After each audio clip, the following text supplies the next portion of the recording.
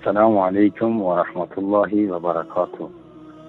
برادران، استادان بزرگوار، دستاندرکاران شبکه جهانی وصال حق، بنده اکرم هستم از تاجیکستان و همین نکته را گفتنی هستم که استادان بزرگوار، دستاندرکاران شبکه وصال حق، شبکه جهانی نور، شبکه کلمه و شبکه توحید، همه شما استادان عزیز را ما جوانان موحد تاجیکستان از صمیم قلب دوست داریم و توهینی که برای شما می شود، هر حقارت، هر نافرمانی و هر ناسزایی که برای شما می شود، برای همسران پیامبر می شود و برای اهل سنت و جماعت می شود، این ما برای خودمان قبولش داریم و برای همچو این توهین همچو با پدر و مادر و همچو با دین و آیین ما هم دخل دارد. از همین لحاظ با شما همدرد هستیم، از شما منتداری بیان میکنیم برای اظهار سخنان حقیقت، سخنان راستین،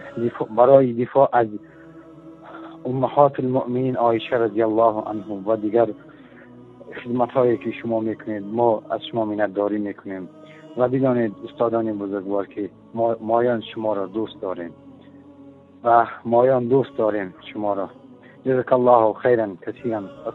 السلام علیکم و رحمت الله و برکاته.